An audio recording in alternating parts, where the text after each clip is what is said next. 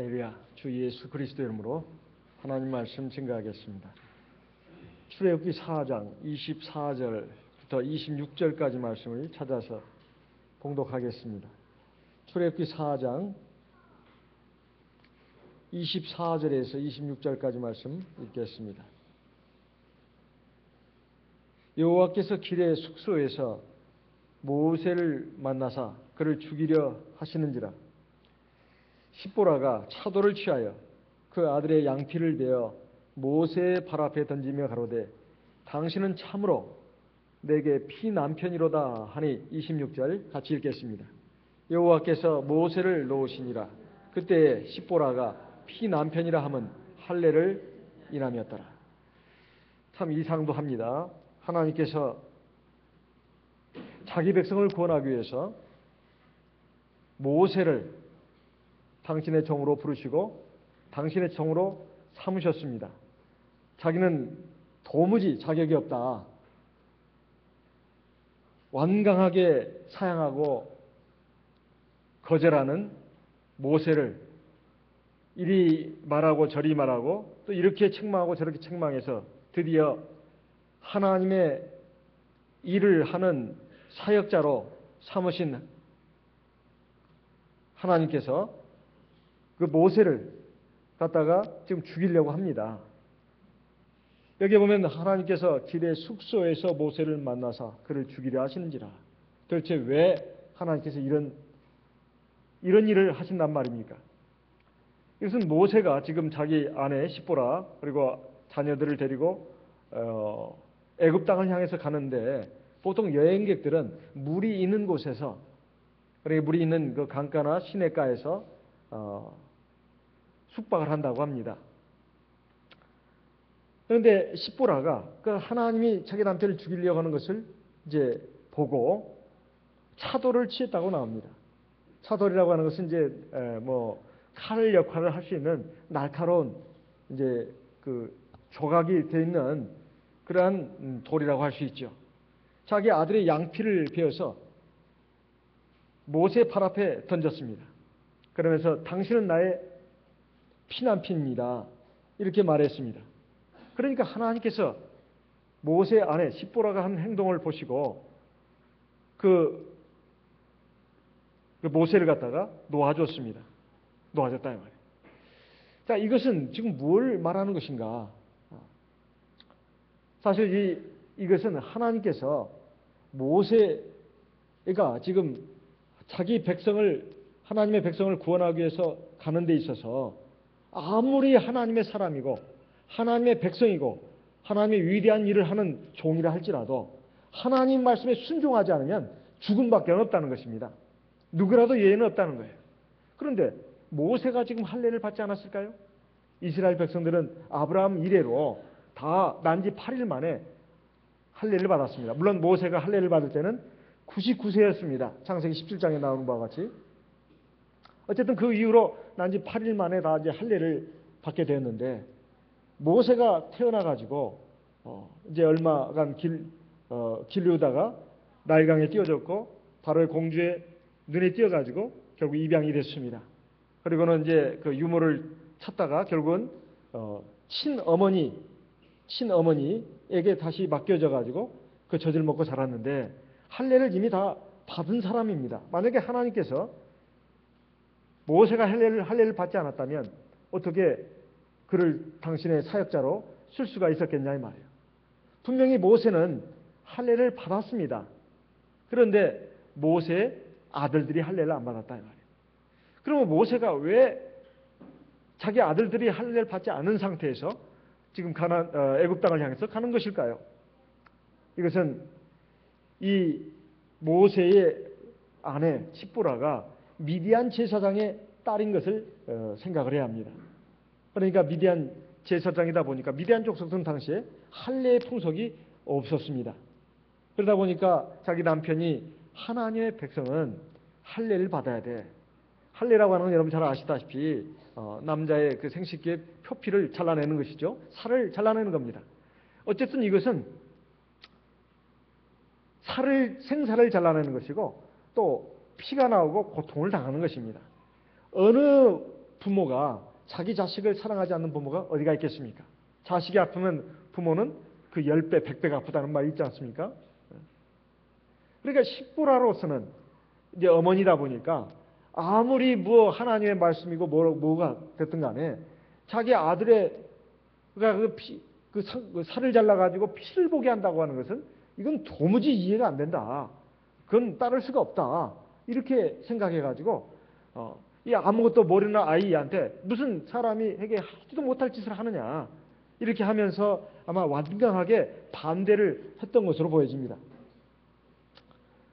그러니까 하나님께서는 사실 십보라를 죽이려고 하는 것이 아니라 모세를 죽이려고 하는 것입니다. 왜냐하면 예전에 그 아들들의 그 할례라고 하는 것은 사실 아버지가 다 이렇게 했습니다. 아버지가 했다 이 말. 유대인들의 그 관례에 의하면은 아버지가 아들의 그 표피를 잘라낸다 이 말이에요. 그런데 이런 그 할례를 하는데 있어서 어머니 되는 십보라가 아주 반대를 했다 이 말이에요. 모세로서는 아내가 되겠죠. 그건 안 됩니다. 절대 안 된다고 이렇게 완강하게 반대를 했다 이 말이에요.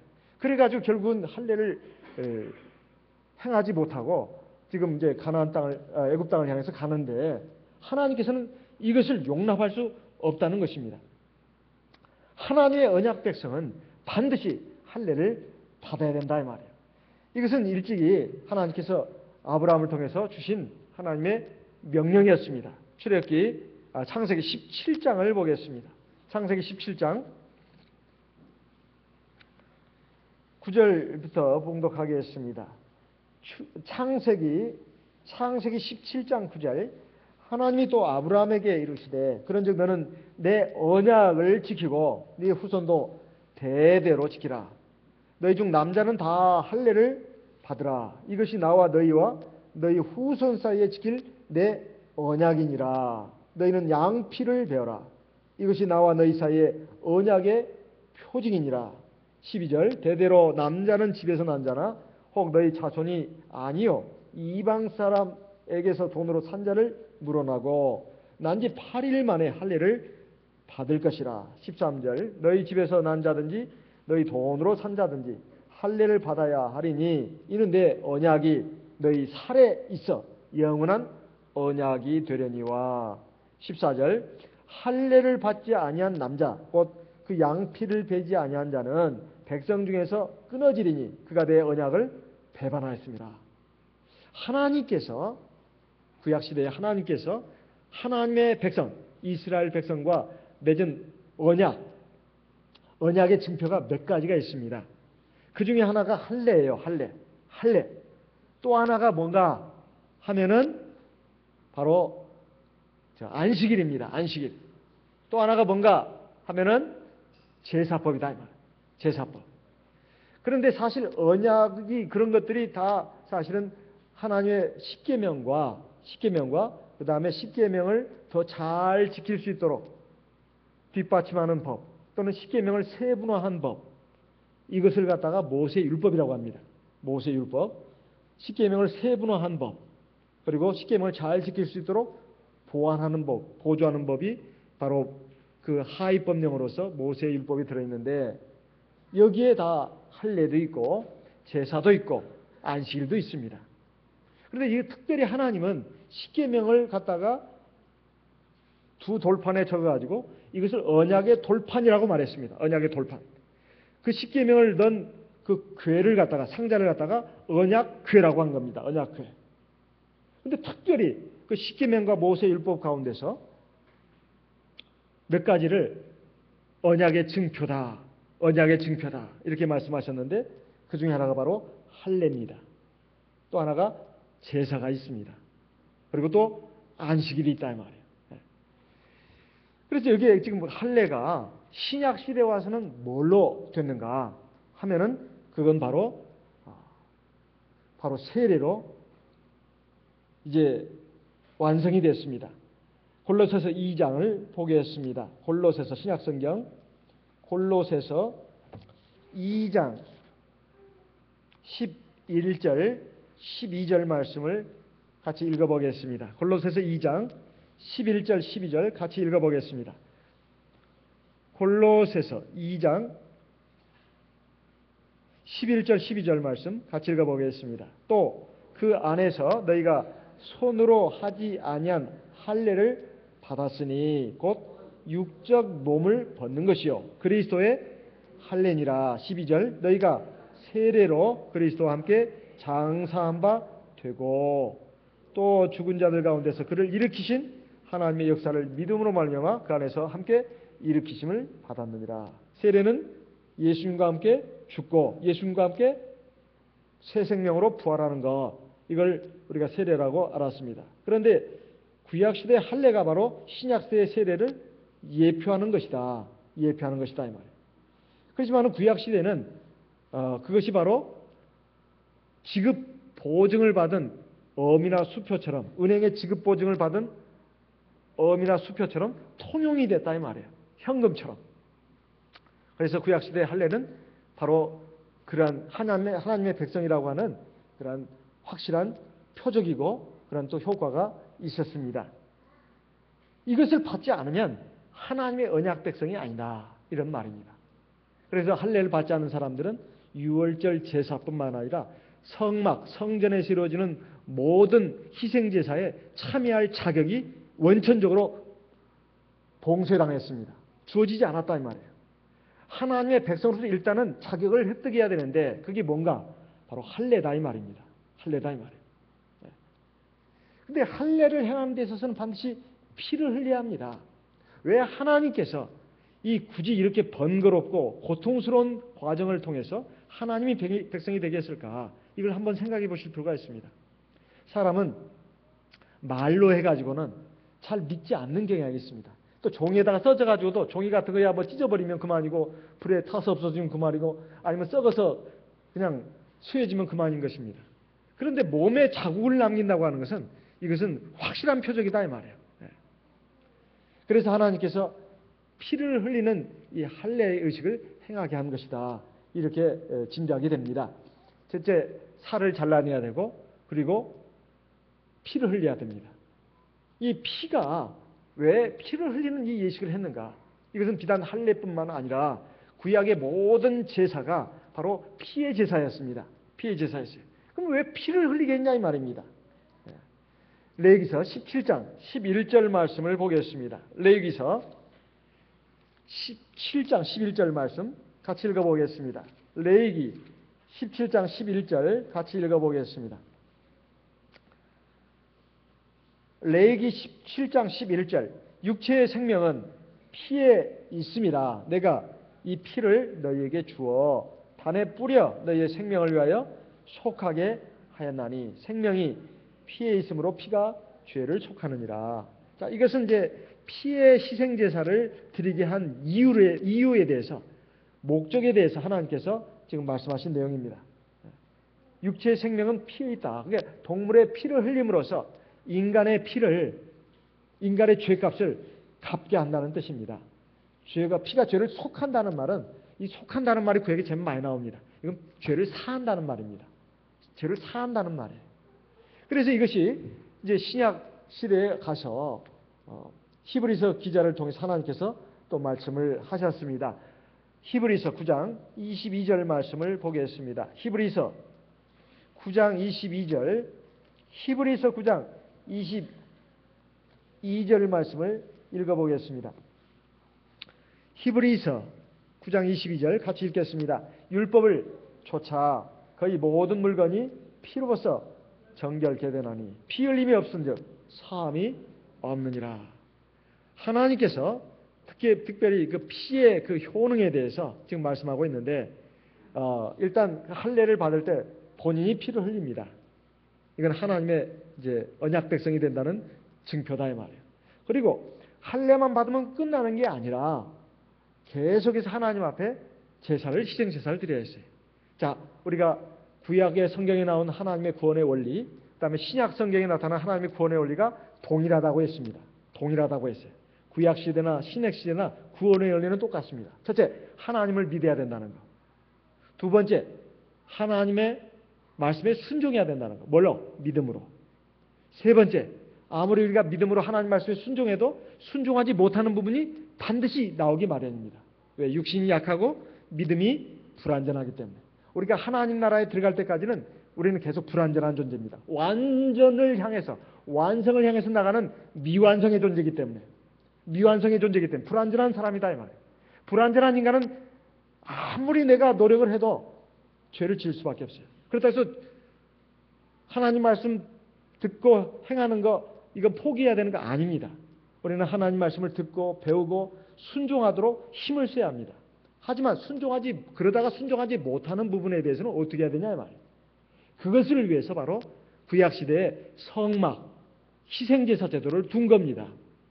그래야 그 틀린 부분에 대해서 하나님이 용서를 해주는 거 아니겠습니까? 하나님, 제가 하나님 말씀을 순종하려고 애를 썼습니다마는 제가 믿음이 부족해서, 또는 제가 육체의 정욕이 있어서, 또는 마귀의 시험을 받아서 제가 불순종해서 죄를 졌습니다. 어떻게 하겠습니까? 죄 용서해 주십시오. 그러면 희생제사를 드려라. 그래가지고 동물의 희생제사를 보시고 하나님께서 그걸 용서해 주시는 겁니다. 우리가 학생이 학교에 가서 시험 볼 때 100점 만점을 맞아야 합니다. 그런데 100점 만점 만다는 불가능한 일이에요. 하나님 앞에서. 그렇다 해서 60점만 맞으면 된다? 60점을 목표로 삼으면 된다? 아닙니다. 아니에요. 하나님이 우리에게 요구하는 건 100점이다 이 말이에요. 근데 우리가 무슨 수로 100점을 맞겠냐 이 말이에요. 우리가 열심히 하나님 말씀을 듣고 배워가지고 지키도록 해야 합니다. 실행하도록. 그러면 100점 만점 가운데 70점 혹은 80점 혹은 90점 혹은 60점 혹은 30점 40점 점수가 각자 나오겠죠. 심지어는 빵점도 나올지도 모릅니다. 그런데 아예 빵점은 참 곤란합니다. 최소한 1점 이상은 맞아야 할 거 아니에요. 그러면 나머지 틀린 부분은 어떻게 되냐 이 말이에요. 정답을 하나님 앞에, 선생님 앞에 알려달라고 말해야 되고, 그거에 대해서 반성하고 뉘우치고 회개해야 합니다. 정답을 하나님 가르쳐 주십니다. 하나님 잘못했습니다. 정답을 적어 넣는 겁니다. 그러면 선생님이 혹은 하나님이 틀린 짝대기를 갖다가 맞다고 동그라미를 해준다 이 말이에요. 그게 용서입니다. 그 용서. 그러니까 70점은 맞았고 30점은 틀렸어요. 그 30점에 대해서 하나님을 회개해야 된다 이 말이에요. 선생님 앞에 선생님 이거 틀렸습니다. 그래? 그러면 반성문서 그리고 정답을 가르쳐 줄 테니까 다 채워넣어. 다시 이제 해가지고 이렇게 정답을 써놓으면 선생님한테 갖다 놓으면 그래 이거 맞았다 해가지고 전부 다 반달 표시 다 해주는 거예요. 그래가지고 70점이 100점으로 바뀌는 겁니다.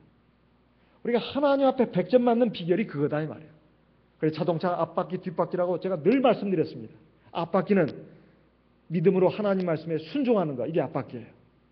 뒷바퀴는 믿음으로 하나님 말씀 믿으러 회개하는 것이다 이 말이에요. 앞바퀴 뒷바퀴가 같이 가야 완성을 향해서 나가는 것이다 이 말이에요. 이것을 위해서 희생제사를 주신 것입니다. 신약시대도 마찬가지예요. 신약시대는 예수님의 십자가의 제사가 바로 할례를 받는 하나의 그것도 되면서, 또 할례 받고 나서, 세례 받고 나서 짓는 죄들, 하나님 나라에 갈 때까지 육신이 약해서 믿음이 부족하고 불완전해서 짓는 죄의 부분에 대해서 우리가 어떻게 해야 되냐 이 말이에요. 회개하면 된다. 그럼 어떻게 회개해야 되는가? 바로 예수의 피가 완전한 속죄제물이고 영원한 속죄제물입니다.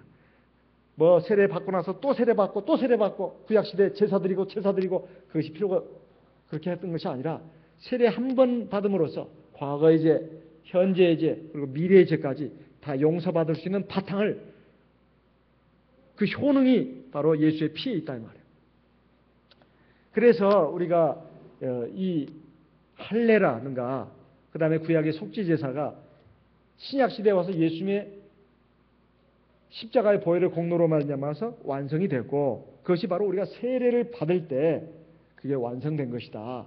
이것을 우리가 생각해야 되겠다 이 말입니다. 그것은 바로 첫째, 손으로 받지 않는 할례, 즉 세례를 받는 것입니다. 예수와 함께 죽고 예수와 함께 거듭나는 것입니다. 그리고 히브리서 10장에 보면 또 이렇게 말씀하고 있습니다. 히브리서 10장 말씀을 보겠습니다. 히브리서 10장 21절, 22절 보겠습니다. 또 하나님의 집 다스리는 큰 제사장이 계시며 22절, 우리가 마음의 뿌림을 받아 양심의 악을 깨닫고 몸을 맑은 물로 씻었으니 참마음과 온전한 믿음으로 하나님께 나아가자. 여기 보면 우리가 마음의 뿌림을 받아 양심의 악을 깨닫고 몸을 맑은 물로 씻었다. 맑은 물이 뭐죠? 우리 몸을 맑은 물로 씻었다네요. 뭘 말하는 것입니까? 세례받은 걸 말하는 겁니다. 우리가 물 세례받은 것을 말하는 거예요.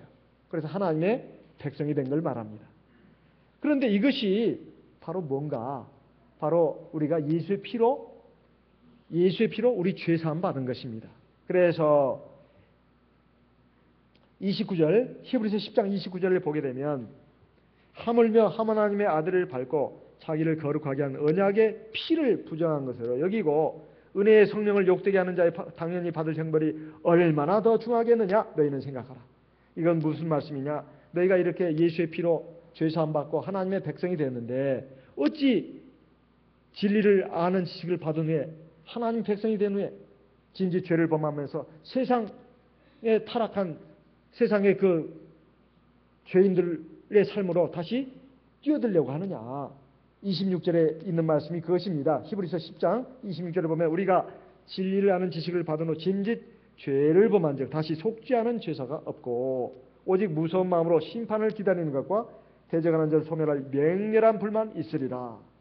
즉 하나님 앞에 물과 성령으로 거듭나서 구원받은 백성들이 성도들이 다시 하나님 앞에 무서운 죄를 짓고 세상 죄악의 백성의 그 무리 속으로 들어가 버린다 할 것 같으면 그 사람에게 지금 앞으로 주어질 것은 하나님의 무서운 심판만 남아있다. 그래서 그 죄가 대체 어떤 죄인가 하는 것을 갖다가 바로 29절에서 말씀하고 있는데 하물며 하나님의 아들을 밟고 예수 그리스도죠. 자기를 거룩하게 한 언약의 피를 부정한 것으로 이거 우리가 언제 예수의 피를 받았습니까? 언제 우리가 예수의 피를 받았냐 이 말이에요. 우리가 물 세례 받을 때 그것이 바로 예수의 피다 이 말이에요. 예수님의 옆구리에서 피와 물이 나오지 않았습니까? 로마 군병이 예수님의 옆구리를 찔렀을 때 거기서 피만 나온 게 아니라 물도 나왔잖아요. 원래 피는 90% 이상이 물입니다. 그래서 피는 핏물이라고도 해요. 근데 피도 나오고 물도 나왔다는 것은 피와 물이 분리돼서 나온 걸 말합니다. 피와 물이 분리돼서 나온 말이에요. 사람 상처가 나면 피가 나오지 피와 또 피도 나오고 또 물이 나오고 그런 건 없습니다. 그런데 이건 특별한 현상이었어요. 그것은 바로 우리가 이 세상에 사람이 존재하는 곳이라면 다 우리가 물이 있습니다. 근데 그 물이 예수님의 피가 될 수는 있는데 성령이 함께 하시고 역사하시면 그 물이 피가 되는 것입니다. 그래서 우리가 받은 물 세례가 종종 하나님께서 영의 눈을 띄어가지고 그걸 핏빛으로 변하게 하는 그런 현상은 바로 우리가 받는 그 물 세례가 십자가에서 흘리신 예수께서 흘리신 그 피를 상징하는 것이다 하는 것입니다. 그래서 물 세례 받은 사람은 이제 하나님을 버리고 이 진리를 버리고 구원의 은혜를 저버리고 세상 죄악 가운데로 나가버리면 자기를 거룩하게 한 그 언약의 피를 갖다가 부정한 것으로 여기는 것과 똑같은 무서운 죄를 진 것이다. 이렇게 말하고 있는 겁니다. 자, 어쨌든 이 할례를 행하지 않는 사람은 아무리 하나님이 아끼고 사랑하는 사람이라 할지라도 또 이 세상에서 아무리 훌륭하고 또 잘난 사람이라 할지라도 절대로 구원받지 못한다는 것입니다. 이제 하나님의 부르심을 받아가지고 이스라엘 백성을 죄악 가운데서 구원하기 위해서 그 일을 맡아서 지금 애굽을 향해서 가는 이 모세, 하나님은 그 모세에 대한 진노를 나타내시고 그를 죽이려고 한 이유가 뭔가? 바로 네 아들들 할례를 바치지 않았다 이것입니다. 네가 어떻게 그럴 수가 있느냐? 이건 네 책임이다. 그래서 모세 아들들을 죽이려고 한 것이 아닙니다. 이것은 모세 네 책임이다. 네가 가장이니까 너는 죽어야 돼. 사실은 모세에게 책임이 있는 게 아닙니다. 사실은 십부라에게 책임이 있는 거예요. 하지만 전체적인 책임을 모세에게 묻는 것입니다. 아담과 하와가 에덴 동산에 범죄했을 때 그 죄의 주된 책임자는 사실은 하와입니다. 그렇지만 하나님은 아담이 범죄함으로 이렇게 나온단 말이에요. 좀 구체적으로 말하면 아담과 하와가 이렇게 나가지만 어쨌든 아담이 인류의 대표자입니다. 그러니까 모세 네 아들들 할례를 바치지 않았어. 너는 하나님의 백성으로서의 도리를 다하지 않았어. 너는 그 죄가 막중한 거야. 이놈 하면서 하나님이 칼을 들고 모세를 죽이려고 한 겁니다. 이 정말로 이 모순적인 상황이 이렇게 해서 벌어진 것입니다. 하나님이 자기 백성을 구원하려고 모세를 들어서 지금 애국으로 보내는데 자기 아들들 할례 안 받았다고 하나님이 그냥 길가에 그 길의 숙소에서 모세를 죽이려고 하는 이것이 자기 아들들 할례를 받지 않았다는 이 죄가 엄청나게 크다는 거예요. 사실 하나님께서는 그 전에 그러면 왜 모세를 안 죽였냐 이 말이에요. 그것도 하나님께서도 자기 백성들을 대하실 때 다 상황을 보십니다. 우리가 사실 하나님을 믿는다 하고 하나님 말씀에 순종한다고 하지만은 순종하지 못하는 부분이 참 많습니다. 참 많아요. 자기 딴에는 그래도 이 정도면 안 되겠나 싶은데 아니에요. 하나님 보실 때는 우리가 순종하지 않는 부분들이 굉장히 많습니다. 어떤 때는 어떤 부분은 믿음이 부족해서 어떤 부분은 자기 고집이 더 강해서 사실은 이게 불신앙이죠. 그러니까 불순종하는 겁니다. 그럼 하나님이 우리 잡아 죽이려고 같으면 얼마든지 잡아 죽일 수 있습니다. 그런데도 하나님께서는 왜 기다리시는가? 우리가 믿음이 아직 어려서 부족해서 그러지 못한 부분에서 하나님이 그냥 기다려 주시는 겁니다. 기다려 주시는 거예요. 그렇지만 이제 어느 정도 이제 하나님의 말씀도 알았고 이제는 충분히 순종할 수 있는 단계까지 왔는데도 불구하고 하나님 말씀에 순종하지 않으면 어떻게 하느냐? 이제는 채찍을 드신다 이 말이에요. 몽둥이를 드십니다. 인생 막대기와 사람 채찍을 드신다 이 말이에요. 그래가지고 이제는 징계를 하시는 것입니다. 어떤 때는 정말 칼을 들고 우리를 죽이려고 하실 수도 있습니다. 이렇게 하나님은 진노를 나타내신다 이 말이에요. 우리가 하나님 말씀을 듣기는 합니다. 그런데 여전히 우리의 마음도 안 바뀌고 말도 안 바뀌고 생활도 안 바뀝니다.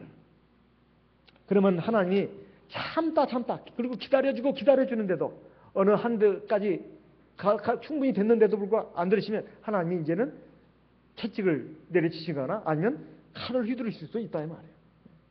우리가 그런 부분에 대해서 생각을 해야 합니다. 그러니까 내가 항상 하나님을 경외하고 사랑한다고 하는 것 이건 기본적인 것입니다.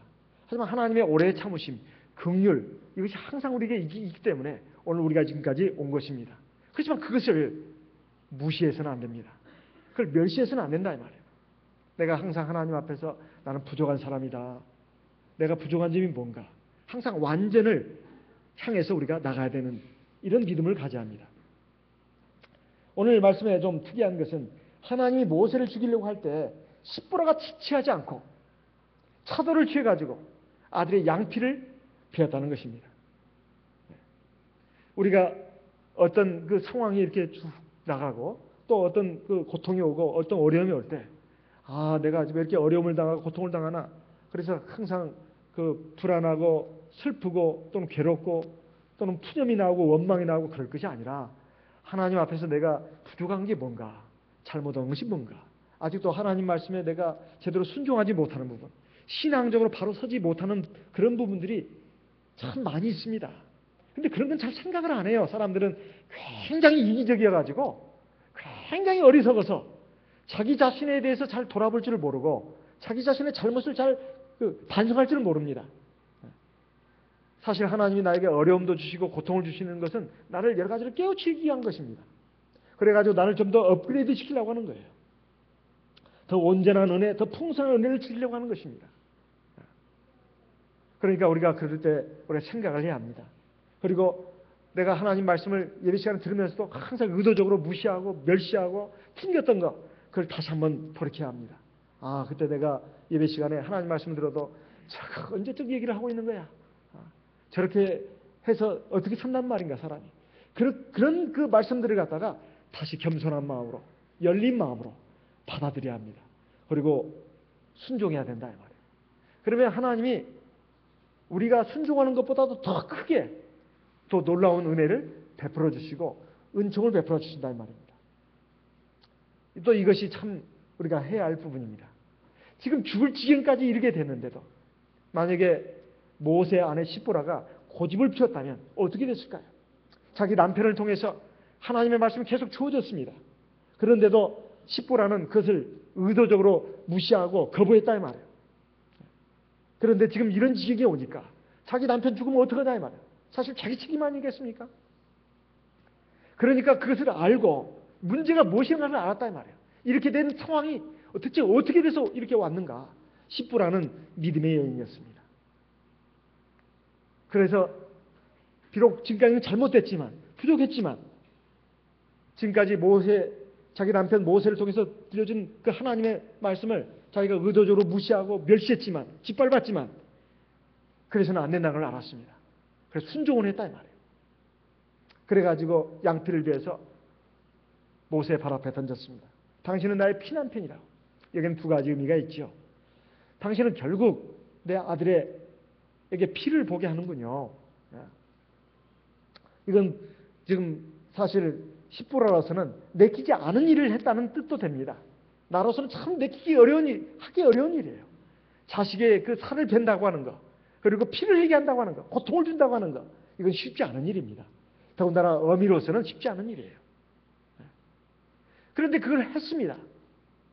그렇게 해가지고 모세의 발 앞에 던졌다 이 말이에요.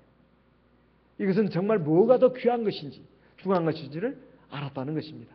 또 하나, 이것이 정말 하나님께서 자기 남편을 통해서 주신 하나님의 말씀이 옳은 말씀이구나. 이걸 깨달았습니다.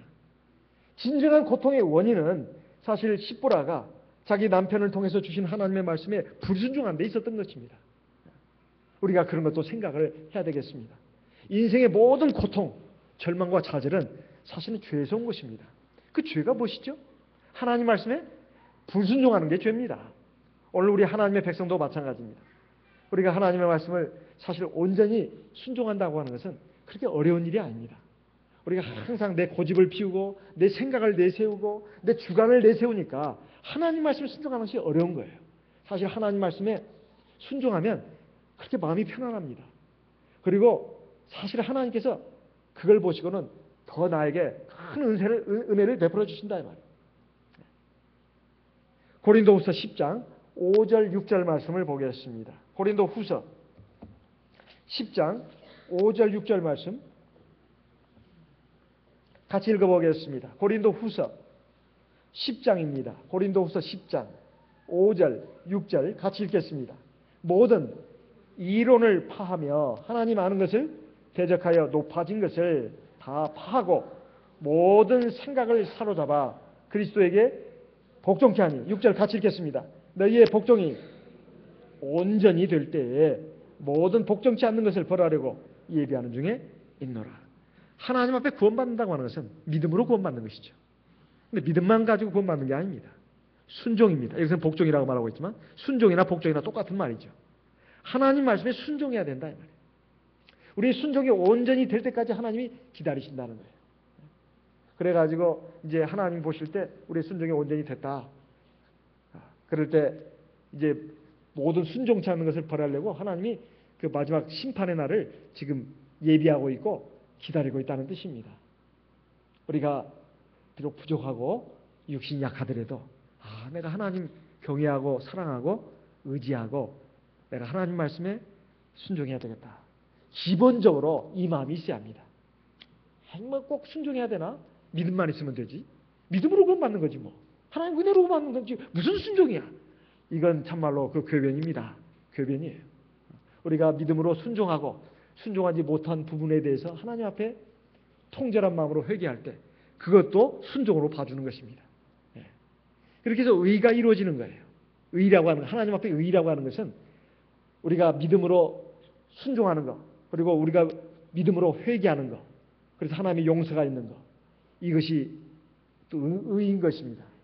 순종과 회개, 이것이 하나님이 인정하시는 의이다 이 말이에요.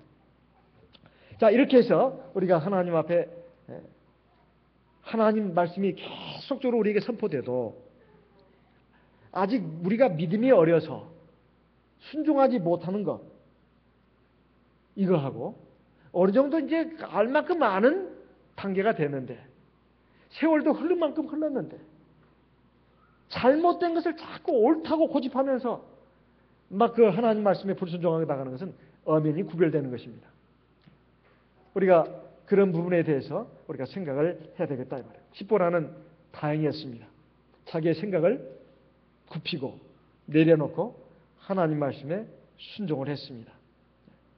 우리가 하나님 앞에서 우리에게 이렇게 어떤 우리 삶의 길에 있어서 때로 어떤 고통을 주시고 아픔을 주시는 것도 사실 하나님이 우리를 사랑하시기 때문에 그렇습니다. 하나님의 온전한 백성, 자녀가 되라고 그러는 것입니다. 또 하나님의 구원에 합당한 백성이 되라고 그렇게 하시는 것입니다. 십보라는 할례를 우습게 알았습니다. 이스라엘 백성, 하나님의 백성의 표지가 되는 것이 자기 아들의 그 생사를 잘라가지고 이 의식을 행한다고 하는 것이 자기 눈에는 너무 이해가 안 되고 그리고 우습게 생각됐단 말이에요. 그렇지만 이것은 하나님의 말씀이고 하나님의 거룩한 의식이었습니다. 하나님의 말씀도 우리가 종종 보면은 이해가 안 되는 말씀들이 많아요. 현실에 맞지 않아 보인다고 생각되는 말씀이 적지 않습니다. 그러나 정말 그럴까요? 그렇지 않습니다. 그래서 어리석은 인간의 생각일 뿐이에요. 자기 생각일 뿐입니다. 하나님의 말씀은 어제나 오늘이나 영원토록 살아있는 말씀이고 영원히 동일하게 적용되는 말씀입니다. 그래서 우리가 믿음을 가지고 하는 것이 굉장히 중요합니다. 이것은 비단 할례뿐만이 아니었고 신약시대에 와서도 마찬가지였습니다. 신약시대에 하나님께서 성찬을 행하라 할 때 다 이것은 예수의 피고 살이라고 했습니다. 그런데 고린도 교회에서는 사실 이 성찬을 갖다가 별로 그렇게 대단하게 생각하지 않았어요. 그래가지고 별 믿음도 없이 그리고 죄를 짓고 있으면서도 죄에 대한 어떤 두려움도 느끼지 못한 채 그냥 성찬에 참여했다는 거예요. 그래가지고 심한 병에 걸린 사람, 심지어 죽는 사람도 생겼다고 나오고 있습니다. 고린도전서 11장을 보겠습니다. 고린도전서 11장. 고린도전서 11장 27절부터 보겠습니다. 고린도전서 11장 27절. 그러므로 누구든지 주의 떡이나 잔을 합당치 않게 먹고 마시는 자는 주의 몸과 피를 범하는 죄가 있느니라. 사람이 자기를 살피고 그 후에야 이 떡을 먹고 이 잔을 마실지니 주의 몸을 분변치 못하고 먹고 마시는 자는 자기의 피를 먹고 자기의 죄를 먹고 마시는 것이니라. 30절 같이 읽겠습니다. 이러므로 너희 중에 약한 자와 병든 자가 많고 잠자는 자도 적지 아니하니. 여기에 지금 고린도 교회 성도들 가운데 약한 자, 병든 자가 있고 심지어 죽은 자가 있다고 하는 것은 뭐 다른 이유 때문에 그런 경우도 있지만 이 성찬을 갖다가 함부로 먹고 그래가지고 병에 걸린 사람도 있고 또 죽은 사람도 있다는 것입니다. 병에 걸리는 원인, 죽는 원인이 성찬을 잘못 먹어가지고 그랬다는 것이 아니고요. 다 그렇다는 것이 아니고 그 중에 어떤 사람들은 이런 뜻입니다. 그 중에 어떤 사람들은 그런 사람도 있었다 이런 말입니다. 이것은 믿음을 가지고 하지 않았기 때문에 그렇습니다.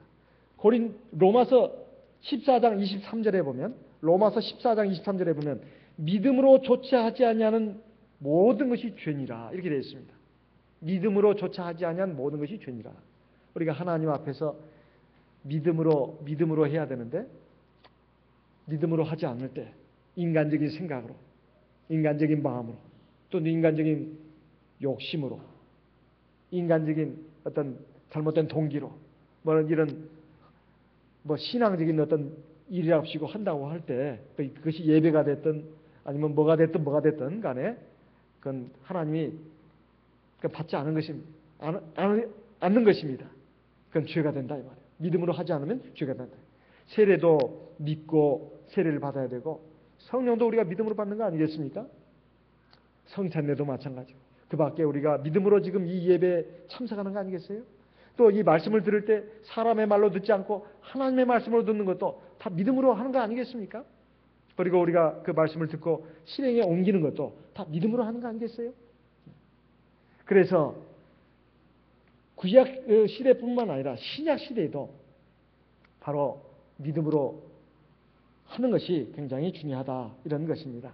오늘 우리에게 주신 말씀은 비단 십보라가 자기에게 지금 닥친 이 엄청난 일 앞에서 얼마나 당황하고 놀랬겠습니까? 세상에 하나님께서 자기 남편을 들어가지고 지금 그 크고 놀라운 그 사역을 행하려고 하시는데, 아니 나타나가지고 죽이려고 하니 이게 죽이려고 하는 원인이 뭔가? 이것이 실제로 하나님이 칼을 들고 와서 죽이려고 할 수도 있지만 그렇게 볼 수도 있습니다. 그렇지만 이걸 조금 더 다른 각도에서 본다면, 갑자기 그날 밤에 남편 중병이 걸려가지고 죽게 됐다거나 이렇게 될 수도 있죠. 그것은 이제 조금 더 이제 풀어서 이제 해석하는 것이 되겠지만은, 하나님 실제로 칼을 들고 모세를 죽이는 이것을 직접적으로 해석하는 것이 물론 좋다고 생각이 됩니다. 어쨌든 그 아내로서는 아무리 생각해봐도 그것밖에는 걸리는 게 없었다 이 말이에요. 그것도 우리도 생각을 해봐야 합니다. 하나님 말씀을 우리가 편히 듣고 있으면서도 그걸 잘 지키지 않고 의도적으로 자꾸 이 핑계 되면서 거부하고 무시하고 나가가지고 결국은 시궁창에 빠지고 어떤 그 구렁텅이에 빠져가지고 고통 겪고 어려움 겪으면서, 그때도 여전히 사람이 살다 보면 그런 일 당할 수 있지. 내가 잘못했나? 그런 식으로 생각하기보다는 곰곰이 생각해봐야 합니다. 하나님 앞에 내가 그렇게 무수히 하나님 말씀을 들으면서도 내가 잘 지키지 않는 그런 부분이 없나? 그러면 한 가지 이상은 다 했습니다.